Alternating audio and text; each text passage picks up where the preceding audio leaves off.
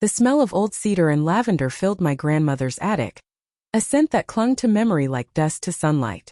I had come here to pack her things, but something about the space made me pause. The room felt suspended in time, caught between grief and secrets. Grandma Eloise had passed 2 weeks ago. She was 93, fragile in her final days, yet her eyes had remained sharp, almost knowing. She'd always told me, "People wear masks, sweetheart. The ones you trust the most often have the thickest." I didn't understand those words until the will reading. When the lawyer, a soft-spoken man named Harris, opened the document, my parents' smiles stretched wide across their faces. They looked almost rehearsed. To my beloved daughter Judith and her husband Robert, Harris read, "I leave my estate, liquid assets, and holdings totaling $5 million. I remember feeling lightheaded, as if the air had been sucked out of the room. My name wasn't mentioned. Not once. My mother squeezed my hand with a pitying smile. You know she adored you, Lily. She just wanted to make sure the family stayed together." But her words felt like glass in my chest. Grandma and I had been inseparable. I'd spent every summer at her lake house, learning how to bake her secret lemon pie, listening to her stories about love, betrayal, and resilience. She once told me she was leaving everything to me, because I was the only one who saw her as more than a wallet. So why was everything gone? That night, I sat alone in my apartment, rereading her last Christmas card. "My dearest Lily, everything I am, everything I've built, will one day be yours. Love always, Grandma E." It wasn't just a sentimental line. It was a promise. I wanted to believe it was all some clerical mistake, but the doubt kept clawing at me. My parents' newfound luxury didn't help either. Within days of the will reading, they'd listed Grandma's house for sale, traded in their sedan for a new Tesla, and booked a month-long trip to Italy. When I confronted Mom about it, she just laughed. "We worked hard taking care of her for years. Don't make this ugly, Lily." But I remembered the truth. Mom rarely visited unless Grandma sent money. Dad once said, "Old people hoard wealth. It's better used by the living." Each memory sharpened into a blade of betrayal. Then one rainy evening I got a call from Harris, the lawyer. "Lily, something strange happened. I went through your grandmother's personal papers to archive them, and there's a note here addressed to you." My pulse thundered. "What kind of note?" He hesitated. "It says, if you're reading this, it means something went wrong. Trust no one. Look in the cedar box in the attic." The attic. I was already halfway to my car before he finished his sentence. Part 2. Rain lashed against the windshield as I drove to Grandma's old house. The property was supposed to be empty, already cleared for sale, but seeing her porch light still glowing sent chills down my spine. Inside, everything smelled faintly of her. Talcum powder, old perfume, and lemon cleaner. But beneath that there was something else. An unease that crawled through the silence. I climbed the narrow attic stairs, flashlight trembling in my grip. My breath came fast. The wooden boards creaked beneath my feet like whispers. There it was, the cedar box, tucked behind an old rocking chair, wrapped in a faded quilt I remembered from childhood. My fingers shook as I unlatched it. Inside were stacks of letters, yellowed photographs, and a small leather journal tied with a red ribbon. The first page read, "If Lily ever finds this, it means my fears were right." I sat there, heart hammering, as I read entry after entry. She wrote about her declining health, how my parents had started visiting more frequently, too frequently, she said, and how Dad had taken control of her finances under the guise of helping. She mentioned finding her bank accounts mysteriously drained, investments cashed out, and signatures forged. When she confronted them, they told her she was confused, old, and forgetful. But she wasn't. "They think I'm too weak to fight," one entry read. "But I know what they've done. I've rewritten my will, and I've hidden it where they'll never look." My hands went numb. There was a folded paper tucked into the last page of the journal, a photocopy of her new will. It was dated 3 months before her death. "Everything to Lily Grace Thompson. All $5 million. I couldn't breathe. It felt as though the room tilted. If this was real, then my parents had not only stolen from her, they had stolen from me. I took pictures of every page, every note, every detail. Then I called Harris. When I told him what I'd found, he was silent for a long moment before saying, "Lily, If that will is legitimate, your parents committed fraud. Possibly elder abuse. I swallowed hard. Then we're going to prove it. The next days blurred into a haze of discovery and disbelief. Harris and I met with a forensic specialist who confirmed the signature on the hidden will matched Grandma's. The original must have been destroyed, replaced with a forged version my parents submitted to the court. The betrayal felt deeper than blood. It was a desecration.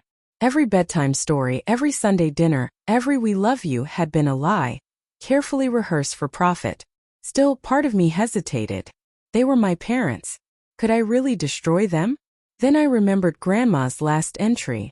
Evil hides behind familiar faces. Do not let them win, my darling. I didn't sleep for 3 nights. Part 3. The courtroom smelled of varnish and fear. My parents sat across from me, dressed in muted shades of gray, their expressions carefully composed. But when Harris presented the journal and hidden will, I saw Mom's hands tremble. The judge's brow furrowed as she read the entries aloud, each word cutting like glass. Dad tried to object, claiming I'd fabricated the evidence. But then the forensic report came in, handwriting, ink, age, paper authenticity, all verifying Grandma's authorship. Mom's facade cracked. Tears welled, but they weren't of guilt, just humiliation. When the judge declared the original will null and void, transferring all assets to me, I felt no joy. Only an empty ache. Outside the courthouse, reporters swarmed. Cameras flashed, microphones thrust in my face. Someone shouted, "How does it feel to take your parents to court?" I wanted to say awful. That I'd give every dollar back just to have my family whole again. But lies and greed had already burned that bridge to ash. Instead, I said quietly, "It's not about money. It's about truth." Weeks later, I walked through Grandma's house one last time. The air was still peaceful. I placed her cedar box back where I'd found it, this time empty, and whispered, "I did it, Grandma. They can't hurt anyone anymore." As I turned to leave, sunlight poured through the attic window, falling on a small photo frame I hadn't noticed before. Me at age 6, sitting on her lap. Her handwriting on the back read, "You'll always find your way, my Lily. Even through lies." That's when it hit me. The real inheritance wasn't the money. It was her strength. Now every time I look at the account balance, it feels like blood money. I use it carefully, funding scholarships for elder care, legal aid for families like ours, and a foundation in her name. As for my parents, they disappeared. Rumor has it they left the country. Sometimes I wonder if they still justify what they did, if they tell themselves they deserved it. But I no longer need their apologies. Because some betrayals don't deserve forgiveness. They deserve truth and consequences. Rain hammered against the windshield like 1,000 restless fingers, blurring the empty road ahead. My hands gripped the steering wheel until my knuckles turned white. I could barely see through the sheets of water, but my heart was louder than the storm. Grandma's house sat at the end of that long, winding drive like a ghost, silent, stoic, watching me approach. The for sale sign outside swung back and forth, creaking in the wind, mocking me with its polished smile of moving on. I wasn't moving on. As I stepped inside, the air changed. That familiar scent of lemon cleaner mixed with old wood wrapped around me like a ghostly hug. For a second, I almost expected her to appear around the corner, smiling, holding her blue teacup. But only silence answered. Every floorboard groaned under my steps as I climbed toward the attic. The flashlight beam trembled in my hand, catching dust motes that glittered like tiny ghosts in the air. The attic door stuck as if it didn't want to open. When it finally did, the hinges screamed. And there it was, the cedar box, half hidden beneath an old rocking chair and a heap of faded quilts. My fingers brushed the lid. The wood was smooth but cold, like it remembered every secret it had ever kept. For a moment I hesitated. What if it was nothing? What if I was just chasing shadows, trying to make sense of grief? But something deeper, instinct maybe, told me to open it. Inside, the smell of cedar was sharp, clean, grounding. Underneath a stack of envelopes tied in string lay a small leather-bound journal. The corners were worn soft from years of touch. I untied the ribbon, and her handwriting leapt off the first page. Elegant, slanted, deliberate. If Lily ever finds this, it means my fears were right.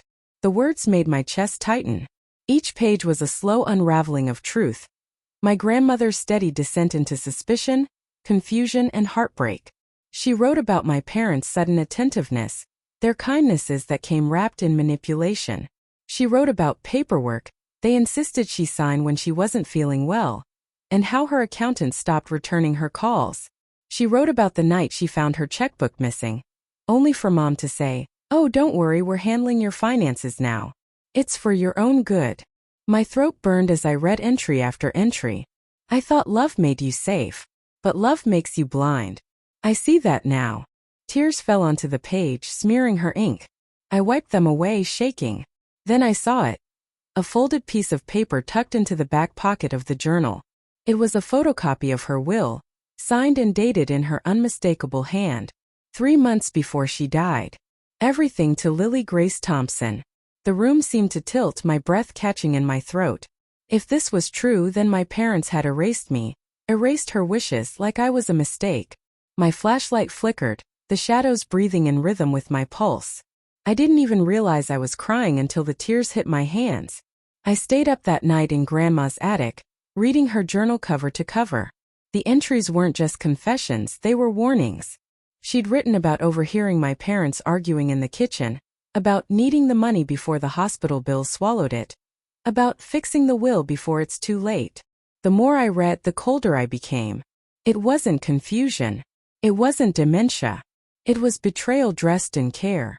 Around 3 a.m., I found another note at the very back of the box, sealed with wax. The paper was brittle, the ink faint.